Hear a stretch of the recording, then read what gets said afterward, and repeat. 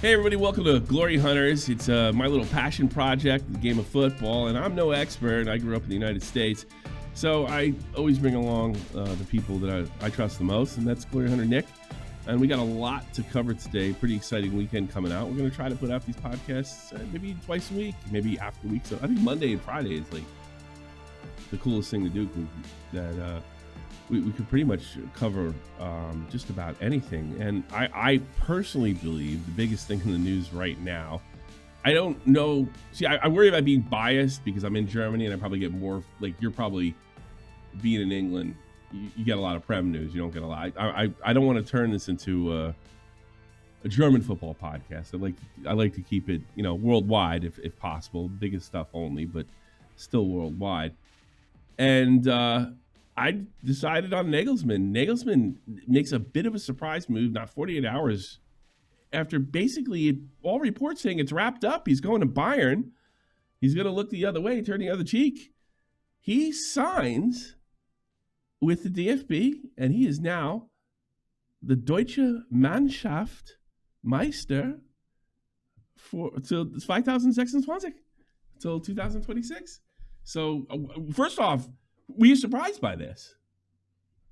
Yeah, a little bit. Obviously, with all the reports coming out saying Bayern were pretty much done getting him back, and there was a lot of reports even before that saying that Nagelsmann wanted a club sorted before this tournament starts. So, yeah, it was surprising to see that he said, you know what, no to the clubs, I'm staying as German coach. I think we'll probably get better reports going forward, like how he came to this decision. Besides the obvious thing is he was treated poorly by the people who are no longer there, like Oliver Kahn, who just didn't believe him. There's my personal favorite report is he came to work with a skateboard, which I could see how could turn some people off in the office. But you're the one who hired this guy, and he wasn't exactly losing the league when he was canned. In fact, he hadn't even launched from Champions League yet at that point until City got a hold of them, who would go on to win the championship. So I'm kind of blown away by this myself. I'm going on a trip to Kaiserslautern. I'm hoping maybe to get a feeler for some of the Germans, like if they saw this coming or if they're comfortable with the guy, because at the end of the day, not trying to be an ageist here, he is 36 years old. He's as old as some of the older players. It's really weird for a guy 10 years younger than me being coach. I mean, most young coaches are still at my elderly age older than I am. It's just mind-blowing that he's this young. So that leads into the question, is this the right move for Germany? Probably, yeah. It's a tough one because obviously with Jurgen Klopp coming on the market, there was always a lot of talk that maybe they'd want Jurgen Klopp to take over the German side and maybe be open to it. And he'd probably be a better choice maybe because he's got that more experience. But as far as coaches go, Nagelsmann is one of the best coaches in international football right now, hands down, probably the best, like on paper with his achievements so far. So I think it's certainly a positive move for the German side because, he gets a tournament now to work with these players, these young Germans coming through like Musiala and Florian Wirtz. He's got a tournament to build with them going into that next World Cup where, you're going to have a young, exciting, great tactician in Nagelsmann, plus a young team who have all been working together for years at that point. It could look really good for the German side going into the World Cup. So, yeah, I think as far as coaches go, you can't go far wrong from Nagelsmann, especially not for an international side. What are some of his accomplishments prior to coming in there? Because how does a 34-year-old man become coach of Bayern Munich? Like, what were some of his accomplishments? Because that in itself, you almost think there would be, look, the guy's done great, but he needs more time. He needs more seasoning. And that's my fear with bringing somebody like him. I'm not questioning his talent. I'm questioning his experience. What gave Bayern the comfort to give him a chance to begin with? Well, so Nagelsmann started off his career as Hoffenheim coach. That's where he came through, and Hoffenheim were like fighting relegation, I think, at the time. They were low down in the Bundesliga, and he came in and he completely changed their fortunes. He brought them up into a Champions League spot in the end by his final season, I believe. There, he got Champions League for Hoffenheim, which was like a huge thing at that club. It's not even. It's being around. That's just it's unheard of. Hoffenheim is that they're a mid-table team at best, and sometimes a fighting relegation team. But go ahead, keep going. Yeah. So obviously, huge achievement to bring Hoffenheim to be this, contending team for a while, and then he was poached by the Red Bull side. Leipzig took him in, and he had Leipzig challenging for the title every year. There, obviously not like crazy achievement there, but he also got Leipzig into the semi-finals of the Champions League and had a fantastic run. Looked really good. And so that's when Bayern decided, right, we've got this young German coach. He plays exciting football. He's done a fantastic job with Hoffenheim. He's got Leipzig looking like one of the most dangerous sides in Europe. We want this guy. That was why Bayern paid a lot of money for a coach to bring him in the first place. It's one of the biggest transfer fees for a coach, right? Or does that count as a transfer fee officially? I mean, for a coach, yeah, as long as you preface it as that, yeah. Yeah. So this is big money. And then they can him before he gets kicked out of the Champions League, and they end up winning the league anyway. Really, really unbelievable. So he did check all the boxes to become a Bayern coach, but there is this. He has an appearance issue. I'm just gonna be honest. He looks strange. He looks really, really young. If you told me he was 28 years old, I'd believe it, right? And that's not right. It probably is even less right in the game of football. But it concerns me. In the sense, and I'm playing devil's advocate here, I am rooting for him. It concerns me when the players are as old as you are. You're not as far cut off from their lifestyle. From I wonder if he's single or not. You're not as far cut off from them. I am not a believer and never will be a believer in player coaches. They're not your friends. Although he does kind of carry himself as kind of rough, kind of tough guy to deal with. What is it like when you have a World Cup winner, mega millionaire like Thomas Müller, and he just doesn't? I'm sorry, man. You're a kid. Don't talk to me that way. I mean, is there like you're the same age as me? Does that ever play a role? Do you think, or do they have that respect to him because of his accomplishment? Because that's my biggest concern with the guys like Nagelsmann. He just, will the players respect him? I mean, they have in the past, clearly. I like what he's done with the German team with the very short time he's had. How much of an issue is that? Or is that just my own bias? No, I agree. That definitely would have been a hurdle for a coach as young as Nagelsmann. It's going to be a lot harder to, a Carlo Ancelotti is going to have a much easier time getting the respect of his players because he's this older gentleman who's been there, he's won it.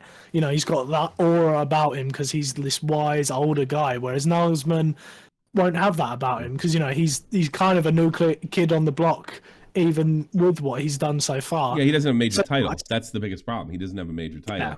And it's not even reasonable because I can see why they've given him a chance for going so far for Leipzig because, I mean, look, it's in the bag for Bayern. There's not much coaching that can really overcome that. That's a player situation. It's a player talent or his quality, as you guys like to say. And let's face it, with the financial advantage of Bayern, you can't buy quality if it's not out there and if it's sitting on the bench in Munich, but yeah, a second place finish to Bayern is during these last 11 years is almost like a first place finish anywhere else. I think that's fair to say, but here it is right here. Till 2026, the 36-year-old been linked to Bayern Munich after the summer's tournament. The Bundesliga side is looking for a new boss, with Thomas Tuchel set to step down at the end of the season. And that brings up a lot of other, I think, sort of interesting conversations. We're hearing, we'll get into it a little later, we're hearing that Zinedine Zidane ain't interested. We're hearing where he's maybe still on the market, where we have Nagelsmann basically turning them down. We have the Thomas Tuchel situation where he stupidly announced that he was leaving. And I think that was only done to kind of satisfy the people that wanted him out inside of Munich. And they're in the semifinals and could very well win. the whole thing. And they're playing a lot better too. They look great. They really took care of Arsenal. I mean, it was a really great game. So this all kind of stems from firing him in the begin with. This Thomas Tuchel situation. Is this the beginning, especially with Bayer Leverkusen? Is this the beginning of a bit of a decline? Maybe a few second place, third place finishes is below for Bayern going forward. I don't think so. I don't think I could ever agree to something like that. It's certainly a down year for them this year, but again, as I've said before, this was a ridiculously good Leverkusen side. It's unrealistic to think Leverkusen will replicate this next year. They should certainly be up there, but they're not going to be unbeaten at this point next year, probably. So, and Bayern aren't that far off of them, I don't think. So, a couple of smart signings in the summer, the right coach, I think Bayern will definitely be back on it again. Well, that's the whole point. I mean, it's Bayern, right? Bayern does seem to be in decline. And what we're going to do, if we can, so we're going to watch this video, otherwise it'll be cut out. I think Tifo Football, who's owned by The Athletic, who I can't stand, really put this in perspective, is one of the reasons that Nagelsmann didn't do it, because they're on the decline as it is. And now it's tough for people like me and you to notice because they're the Bayern powerhouse, but there's definitely been a decline since the Champions League season, and I think this video really spits it out perfectly. Vague as those accusations have been, the team's decline has been easy enough to chart. Since winning the Champions League, Bayern have not been beyond the competition's quarterfinals. And while they won 3 successive Bundesliga titles after 2020, their points tally declined in each of those 3 years. Can you imagine being so good where this actually means something? That's insane. But I just wanted to point that out. In 2022-23, they may have been champions, but they won just 21 games, their fewest since finishing 3rd in 2010-11. Of course, the lack of a credible domestic challenger has allowed Bayern to decline quietly, but the noise and politics surrounding the club has also created significant drag. Bayern always attracts significant media attention, but in the years since 2020, and in no particular order, they endured a public row between some of their members and their supervisory board over a sponsorship agreement with Qatar Airways, suggestions of ideological clashes between Uli Hoeneß, the former president, and Oliver Kahn, and also opprobrium over the sacking of Julian Nagelsmann, who found... So, Bayern, I don't know if it's viewed this way in Germany. Bayern seems like a team, they're not like Real Madrid, even though they win like Real Madrid. They're kind of seen as a team, you see the Germans use this, they say FC Hollywood. There's a lot of drama here. And this is a team that seems to win despite itself, despite the way it's run. It seems awful circus-like. And it seems like other teams like, I don't know, Hamburg, that comes to mind. They get punished for having a circus act. They end up in the second league. Bayern doesn't seem to have that problem. The guys in the field find a way to win no matter what the circus is going on, because I think all these teams, especially the classic German teams, and that's why you're seeing the Leipzigs and strange teams come up from the second league, and the Schalkes of the world have this sort of, it's my turn, I'm an ex-player, it's my turn, and they're not picking the best guy for the job, they're picking Oliver Kahn, the most famous guy that contributed a lot in the team, 15, 20 years ago. And in this thing, this Nagelsmann, I often wonder if this is a curse to come. This is why I mean, like a decline, like a sort of a Benfica. It's not Benfica, is it? Who's got the curse over in Portugal? Benfica, yeah. Benfica. I wonder if this is like a Benfica curse. The way they ditched this guy. FC Hollywood, it is very strange with all the wild stuff that goes on over there. It reminds me of like the 1978 New York Yankees, for any of you Americans out there that happen to be old, really old. Sort of the circus atmosphere over there. They seem to win despite themselves. I wonder if the biggest reason Julian Nagelsmann didn't take the team is like, because this team it's still going to be a lot of drama in there no matter what, even if his demands are met. I do wonder that. But you think something different. You think there's another reason Nagelsmann, and we didn't touch on that before, left. What was that? Yeah, I think it might come down to like transfer policy or something like that. Because prior to the German job, he was up for Chelsea's job. Chelsea's like first choice because Christoph Freund, I believe it was, higher up in the in the Chelsea board. They had worked with him before at Leipzig, so he was the number one choice for Chelsea. He came in. There was a lot of talks between the club and the manager for like a week or two.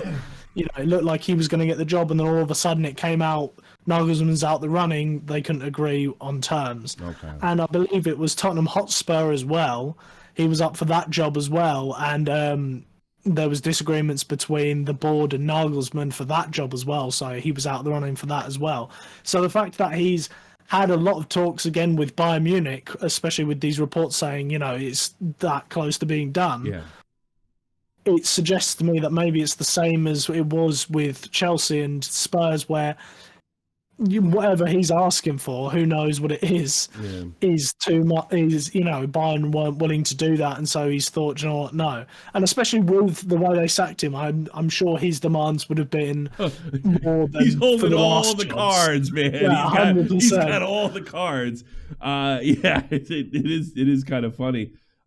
So I honestly think your speculation makes a little more sense than my speculation. I do wonder, though, if we're both right, that it's a circus and he's not going to get what he wants. Yeah, and that's the reason we were close, and maybe he's just waiting to hear if he got a yes on something, and he said, look, I told you guys I'm out of here unless I get what I want, and then pulled the trigger on that, especially since, getting fired didn't seem to hurt his value at all. I don't think it increased it, but definitely didn't hurt it. Let's watch the end of this video if possible. Found out about his dismissal via the media while on a family skiing holiday. And in February 2024, there was more. And he didn't cry about it like Ali Khan did. They called me on phone and hurts my feelings. Well, that's what you did to Nagelsmann, you dipshit. Flux and fallout. Bayern announced that Thomas Tuchel, who succeeded Nagelsmann, would be leaving the club that summer. Tuchel's time was not easy. He arrived in early 2023 and fortuitously won the Bundesliga, but also duelled repeatedly Saying Danke, mine's no fun. with the media, most notably in a live television interview with Lothar Matthäus. Tuchel also spoke openly during the 2023 pre-season about whether Joshua Kimmich, an 8-time Bundesliga winner, was capable of playing the number 6 role in midfield. Tuchel said no. Kimmich, when asked, very pointedly said yes. Rumoured tension between the two was a topic there. How much odds of that rumored tension has due to media reports? We had this discussion offline. Like, if you're going to ask a player, can you do something? Can you stay on your head? Can you play goal? 9 times out of 10, they're going to say yes, just because of mentality reasons. And I also wondered that the situation with Thomas Muller and Tuchel was kind of blown up, so much so that they were joking. One of the games we watched, they appeared to be joking with each other. We're pretending he was angry with each other. I wonder if they're trying to send a message. Or like, do you really think there's that much of a problem with Thomas Tuchel, or do you think it's blown up by the media to sell, get hits and sell papers? I mean, yeah, probably blown up. Like, yeah, you say to Kimmich, can you play the number 6? He's not going to turn around and say, yeah. No, I'm terrible. I'm too shit for that, He's never going to say that, is he? Never. I doubt they had that much fighting over it afterwards. No doubt. Oh boy. So I guess that's all we have for that.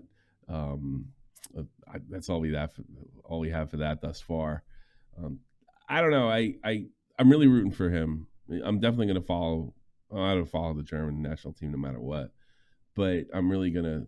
I'm really rooting for this guy's career. I really the best success, the best revenge is success, and I hope he has the talent. I do wonder if he's inexperienced or possibly a little lucky, and this is the wrong decision. I think it was the right decision not to go to Bayern, not just because of revenge reasons, not just because of the way he was treated.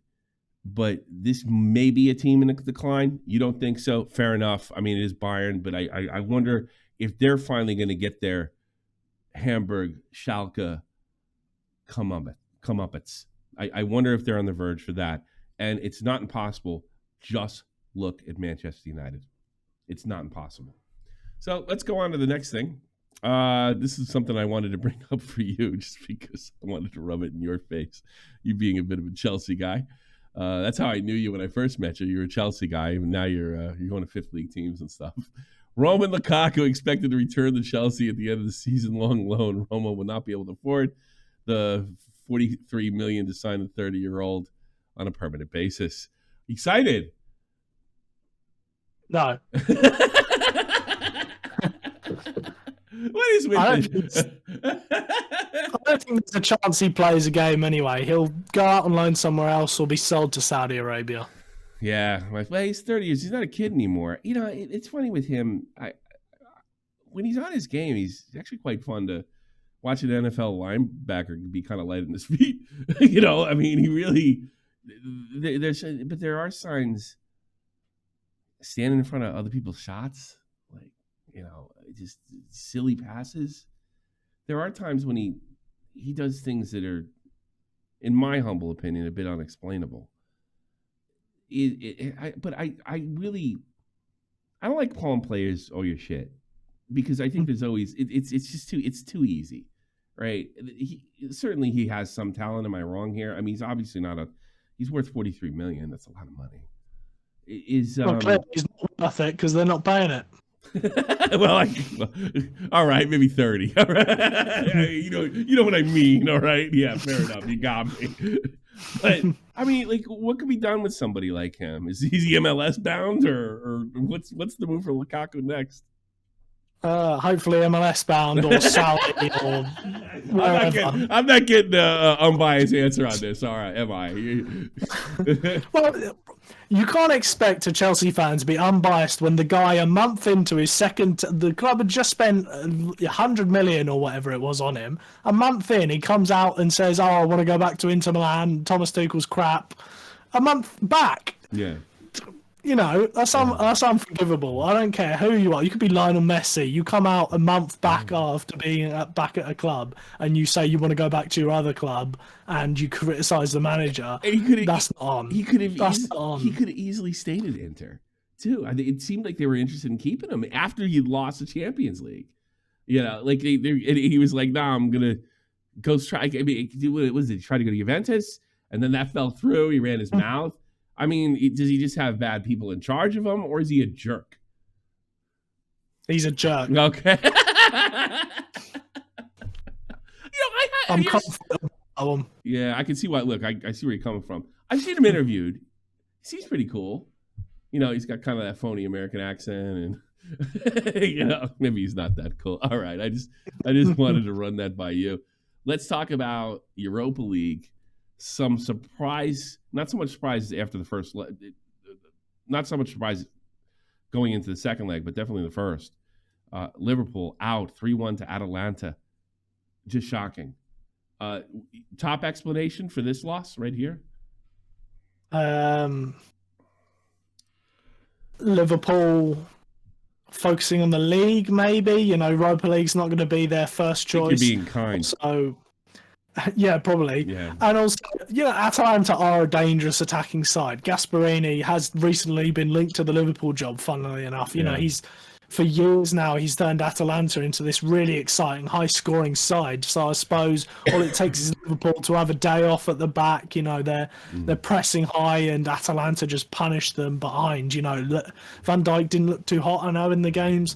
So yeah, maybe it's just that. You know, a Liverpool off day, and Atalanta just absolutely killed them on that day, and that was just enough to completely see out the tie. Is it fair to criticize, at least in the way, and this is not a needy criticism, because there's teams you can see on my screen here. There's teams I follow as far as I root for, and none of them did well, except for Leverkusen. And, you know, with AC Milan, it's obviously Pulisic. It's Liverpool because that's the kind of the premier team I picked, so to speak. I was actually kind of forced into it by a bunch of Irish people that threatened to hurt me. So, Mo Salah, how much can be put on his back? His performance has not been good. He is coming off of an injury. But, I mean, I've seen this guy miss point-blank shots. He does seem to be a little off. Is it a fair criticism? But it's so tough to say considering everything he's contributed, what he means to that club. Mo hasn't been there when they've needed him the most. Is it like, I don't know if you do anything about it or you just let him ride it out, probably. I mean, what are you going to do, get rid of him, let him go to Saudi? But yeah, Mo really hasn't been there in recent games. I'm not saying he's shit. I'm not saying look for a new home. I definitely think you should try to keep him, unless there's this injury is a lot more serious than we all think. Is that fair to criticize Mo a little bit? I think it's certainly fair. I think there's been multiple times throughout his Liverpool career where this same argument could have been made. He has, it used to be a big criticism a couple of years ago where he seemed to go missing when they needed him most. Obviously, he sort of changed that where he started showing up more. He's had big goals, big performances against teams like Chelsea in the past. But yeah, he certainly is a fair criticism. It doesn't matter who you are. It could be Lionel Messi, Ronaldo, Maradona, whoever. If you're not showing up for your team, I think it's fair to criticise him. And he's just shit. Well, there you go. These two teams I know the least amount, other than Benfica has a curse. Is it how much of a surprise is Marseille moved past Benfica, 6-4 in penalties as a final? And how much of a threat are they for the rest of the contest? Because more and more it's starting to look like Leverkusen's to lose. We'll get to them in a minute. So how much of a surprise is this? A bit of a surprise for me personally. I thought Benfica would have had this. They went really far in the Champions League last year. Marseille haven't had the best season in Liga either. So a little bit of a surprise, but to be fair, Marseille had a managerial change. Gennaro Gattuso left, and ever since the managerial change, their fortunes have changed. They are playing much better. Okay. They have Aubameyang, who scored in this to become the top scorer in Europa League history. So they've got the pedigree there. They were always performing below their talent level anyway. So as far as form goes, it's not that shocking considering they've got better. But yeah, definitely on paper, I thought Benfica would have had this. But yeah, Marseille, fair enough. Okay. Roma, they beat AC Milan on aggregate 3-1. Really disappointed, even though I thought, guys like Leao and Pulisic could kind of turn the corner. You're smiling. He's our only big time player. Come on now. But he has been. You got Gio. I'm talking about Captain America. He's been spotty at times during the season, and we know Olivier has carried them to a certain extent, really to even the spot that they're in.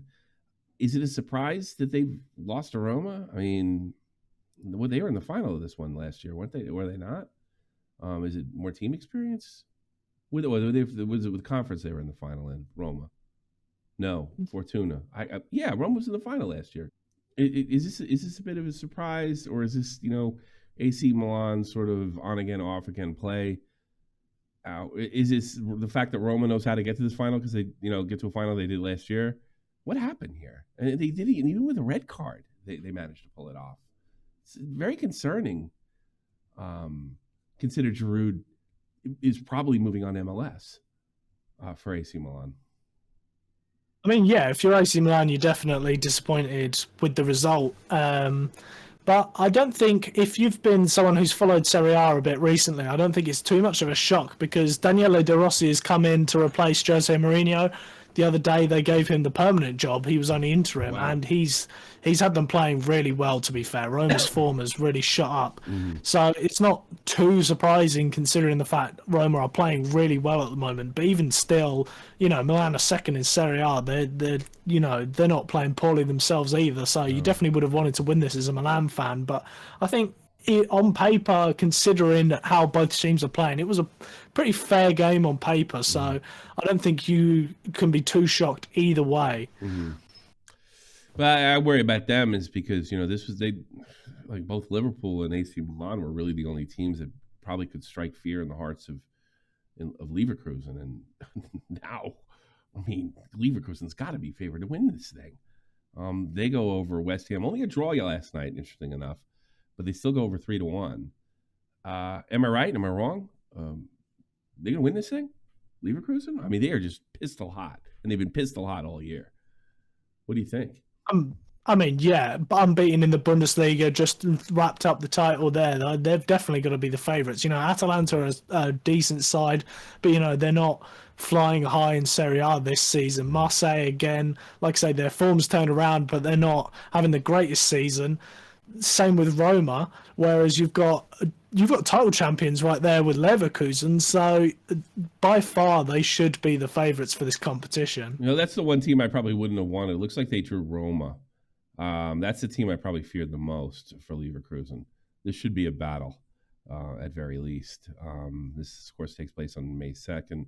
Who do you like in Marseille, Atalanta? It's a really tough one to call, but I think considering how hot Aubameyang is, Marseille's turnaround in form, I reckon Marseille probably steal this one. Okay. All right. This is my absolute favorite article. It's from OneFootball. And here's the thing. I'm not sponsored by them or anything. We don't get that many hits to be sponsored, and probably not for a long time either. This is my favorite article to read every day. It's called Spicy Fixtures. It comes out every Friday on what? Every Friday. It comes out every Friday on the stuff to watch. And they do stuff that's, important matches when it relates to the league, huge derbies, and it's really worldwide. It absolutely worldwide. And I'm going to throw a 6 in here at the end of this as well. So the first one, they give the Scottish Cup finals. Well, who's in there? Okay, Aberdeen versus Celtic, and then Hearts versus Rangers. I feel like either of those teams could lose. I do. I feel like I do. I feel like Celtic's been kind of lately. They're still in first place because Rangers hate themselves or something. I don't know what their problem is. And I could see a situation where Celtic loses and Rangers win and vice versa. In fact, that's what I expect to happen tomorrow and or this weekend, I should say. This is only a mild on the spicy scale. How do you see those two games working out going forward? It's Celtic Aberdeen and Rangers versus Hearts. I mean, yeah, the easy answer is to say Celtic win, Rangers win, right? I don't think that's happening. I don't think that's happening. Yeah, certainly, because I know Rangers certainly been dropping points. Celtic, again, like you said, haven't been too hot. So I wouldn't be too surprised if we saw one of them drop points. But I'm going to go the easy route and say they both win. Oh, yeah, the easy way. Let's see. After some Scottish Premiership tape, the fight action. This is Scottish Cup. This is not league. It's Cup. Oh, you want to share that? I'm just wondering. Oh, this is Cup. I apologize. I didn't that, but even then, yeah. I'd stand by. I reckon they both win. All right. I have trouble saying this, and I think these guys had a game recently. Red Star Belgrade versus Partizan. This is like a super hot one in Croatia, right? Serbia. I don't expect you to predict the winner, but maybe. What do you know about the history of this particular rivalry? Because this one can get. I mean, look at the picture here. This one can get mega hot, like dangerously hot. I would never go to this game. I would never be anywhere. I wouldn't be 10 miles from this thing. It's dangerous. Obviously, I don't pay much attention, but what do you know about this rivalry? It's kind of storied. I don't know too much, to be fair. I just know that Serbian fans, they're kind of like the Turkish fans and the Argentinian fans when it comes to it. They are die hard for their clubs. And yeah, they go hard, as you can see by the pictures, as things you would have heard. Yeah, these Serbian fans, they're proper into their teams. Yeah. And yeah, Red Star Belgrade are one of the biggest clubs in European history. Mm-hmm. So yeah, it's a huge game.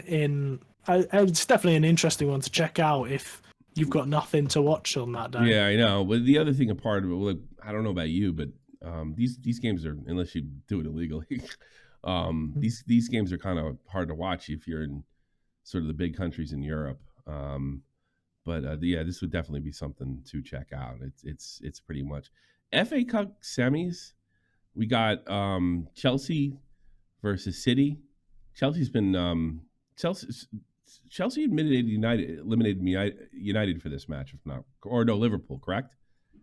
They went through Liverpool to get to this match. I'm trying to United eliminated Liverpool. United eliminated Liverpool. Okay, so you got Chelsea, City. It's interesting that they've done kind of well in the FA Cup and the Carabao Cup this year, even though they've been struggling. They're still pretty deep in the mix. And then this is a championship side Convery City versus Man United. How this got a spicy 3 rating. If you had to, if somebody told you last football match, and this is it, and you could only pick from these two, which one are you watching? Manchester City, Chelsea. I think there's going to be a higher quality of football there. Although, with United's tendency to be terrible sometimes, there's certainly a chance Coventry steal that game, which would make that very exciting. But I think Chelsea versus City, Pochettino versus Pep, I think that could be a really interesting matchup. I'd probably go with the other one only because of the underdog status. A championship team or any second league team beating any top one, that's what I'm going to want. Who's going forward, City or Chelsea? And can you be unbiased? I like to think so. I say that, but then I think I'm going to say Chelsea. Okay. But I don't mean that from I like to say it's not from a biased standpoint, but I don't know. City's eyes on the Premier League, you know, this is the toughest title they've had for a little while because of there being 3 teams. Usually they've only got 1 team to worry about. And Chelsea are in sneaky good form. Pochettino's record against Pep Guardiola is actually quite good. I can see a bit of an upset and see Chelsea stealing it. Fair enough. And I'll back up your unbiased to some extent. And I've denied it. You have said City has been eliminated from the Champions League. We didn't even go over the Champions League losses. You have said they're not in great form. There's rumors that both, which I don't believe, Haaland and De Bruyne asked to be subbed off in that game they ended up losing to Real Madrid. I don't believe that for a minute. I only possibly with De Bruyne if he was an injury related. So yeah, I'll stick up for you there. You have said that they don't look like they're in tip-top form. Certainly a loss to Real Madrid shows that. I could see Chelsea going over, but only in penalties. I can see it in penalties. I'm only seeing it in penalties. I really don't have much to say about it. Obviously, United's going to be heavy favors in Convery City. If there's any team that could be upset by a fiery championship team, because there's one thing you say about that league, it's got heart. Certainly they could do it. I don't see this game ever getting out of control. Is that fair to say? I mean, I don't know much about the championship. I don't pay too much attention to the championship, but I don't see. I put United ahead by 1 goal. You know, I mean, yeah, that's just the tough thing with United. You can have United who played against Liverpool, which is a very good team, or you can have United half the other season where they just look terrible. And Coventry, you know, they've done really well to get to this point. They've got some interesting players in there like Van Ewijk and Callum O'Hare, and you've got Ellis Sims who's in some really good goal scoring form up front.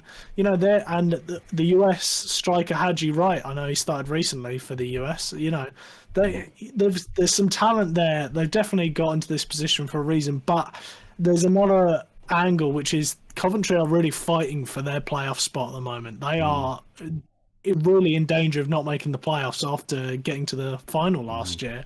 So maybe their eye won't be fully on the ball in this. I don't know. Good point for you American fans out there. Haji Wright, who's really came out of kind of nowhere, has started for the U.S. team during the international break, and he's a fun player to watch. And he seems like, I almost said Bradley, if you can believe that. Oh, geez, I forgot his name already. What's our coach's name? The guy that Claudio Reyna's family doesn't like. Greg Berhalter. I don't know why it slipped my mind. Just a complete brain screw up there. Definitely somebody Berhalter's put a lot of trust in very quickly, it seems. It's not a name I saw at the World Cup, Haji Wright. So that's a good reason root for Coventry City over Manchester United if you're American, because we may have a future star in our hands.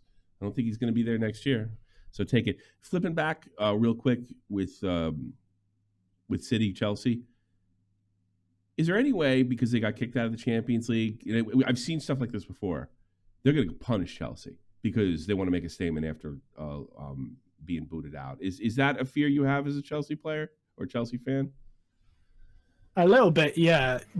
people say this every single time City lose, to be fair, is this a very common thing. They always want to smash someone. And to be fair, they've got the players for it. Possible. My only hope is that, FA Cup isn't going to be as important as the Premier League is, but there is certainly a chance that, City are raging because they're out of the Champions League. So they think, do you know what, we're going to go out there, absolutely hammer Chelsea as much as we can, win the FA Cup and the Premier League if we're not going to get the Champions League. Still a really good season for them. A double is quite nice. Number four spot is the women's semifinals. The next one, number 5. I don't think this is a good number 5. Real versus Barcelona. Normally, I'll try biggest thing in Europe. Definitely, if both teams are in top 4 fighting for a spot, but they would go 11 points ahead. So that means what? They're 9 points ahead right now. I don't know if this Alpha Trafico means all that much. It means something if Real Madrid collapses at the end of the season. I don't see that happening. I don't think that's like a reasonable thing. This got the spiciest reason just because of its insane history, which is great history, don't get me wrong. And I don't think you'd be missing out by not skipping this game, by watching this game. I'm sure it'd be really entertaining, but how much does this game really mean as far as in the grand scheme of things or as far as titles go? I mean, it certainly means a lot in the fact that it's Barcelona and Real Madrid. This is one of the biggest derbies in world football. Yeah. It's certainly going to be a really high level of football, you'd assume. Sure. Some great players. It should be an entertaining football match if that's all you're looking for. And certainly a win here for Barcelona is basically... they have to if they want to win this title at all. But it is hard to see Real Madrid dropping this title even if they lose this game against Barcelona, because it leaves them 5 points clear at the top if they lose to Barcelona.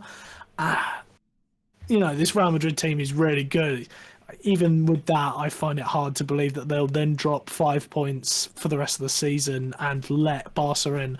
But, if there's still the slightest bit of hope that if Barca win this, there's a title race. So that might be enough to watch. So River Plate Boca Juniors is also, so I'm going to add my own. From what I understand, this is another one you don't want to be within 20 miles of, unless you have an M16 or something. This is really, but I'm not sure. And I think we might cover this one just to be different. Because we've done watch-alongs with El Trafico, El Clasico before. Boca, well, no, this seems like it has some meaning. And where is River Plate? No, this looks pretty tight. Second. That's pretty tight. Boca clearly needs a victory if they're going to get. They have into the championship playoff here. 3 points gets them right back into the mix. And yeah, they're only there's only 2 points separate River Plate and Boca. This is an absolute huge game. Probably be a little bigger because there's a lot of other teams here. It seems that could also make a play for it. That's the game I'd want to see. So I'm going to give that a 6. It's mega spicy, and we're going to try it out. We don't know much about the Argentinian league, but we know this is legendary, and I've always wanted to see it. So maybe stick around and join our Discord, watch it with us, or if we actually end up streaming it on the YouTube channel, watch along. It could be good fun. Zidane prefers Manchester United role to Bayern Munich. This is being reported pretty much everywhere. Here's my question. I don't know too much. I know who Zidane is, of course. I mean, he's one of the greatest players of all, arguably maybe the greatest. I think you could put him in that sort of Cruyff, Beckenbauer, Pele mix. Maybe he's just outside of that. What kind of coach is he, and what has he accomplished in the past? That can he really go in and change a Bayern? I don't think any. I wouldn't want to coach Bayern now. I wouldn't want to coach Bayern now if I want to. I just think there's bad news ahead for them. But A, where do you think he's going? And B, how good a coach is he? I really have a problem with gifted players being coaches a lot of times. There are exceptions. Obviously, Johan Cruyff, Franz Beckenbauer won a World Cup. Is he your guy, or is he one of these guys like Wayne Rooney that get a job because he's Wayne Rooney? Well, he's a really hard case to judge by. Because basically, he's only really managed at Real Madrid. He was managing in the youth system prior, but then he took over the first team job and he won 3 successive Champions Leagues as their coach, which is a ridiculous achievement for literally anyone. No one has ever done it before him. And then he left, did nothing for a couple of years, came back. I think he won a league title or a Champions League again, and then he left again, and he's not managed anyone since. So he's a really hard one to tell because he's got the amazing accomplishments on his CV, but at the same time, it was at an unbelievably stacked Real Madrid side. We're talking like Modric, Kroos, Cristiano Ronaldo at his peak, Benzema, Gareth Bale, Ramos, ridiculously talented. So he's like Nagelsmann to you in something. He's unproven at the very tip-top level. Yeah, but they've got very different career paths. Where Nagelsmann was managing at smaller clubs, so had to rely more on his tactics to be able to push his players further. Zidane's job's more like what Carlo Ancelotti has now, where it's less focused on tactically setting up the side and more just getting the best out of these ridiculously talented players. So that's what makes him a really hard one to judge by, because we've traditionally I like a really hard role. Traditionally, I like the grinder coaches. Jurgen Klopp's probably the best example. He certainly wasn't the most talented player. I've seen it in other sports, so I tend to like them. Gifted coaches. I've heard complaints about Thierry. As much as I like Thierry Henry and everything he did for New York, and he did a lot. I know some Red Bull fans would disagree with me, but I think we were and Irish. What? Yeah, no, but I think he did a lot for the MLS along with David Beckham and all those guys, and I appreciate him. I do worry about, we've heard the stories about his coaching in Morocco. And he's been rumored for the U.S. national team, and I don't want him. I don't want him at all. And I'm afraid, the Americans are real suckers for, he was great. Yeah, play for Arsenal. He was an invincible. Put him on the team. No, that you need more than that. Hell, Zlatan said that at his retirement. Just because you're a good player doesn't make you a good coach. He said, I'm more comfortable with grinders, but I'm not ready to dismiss him completely because, first of all, he hasn't really been unsuccessful yet. I think the biggest problem with him is when was the last time he had a job? It's been a good few years since he left Real Madrid. I'm sorry, you can lose.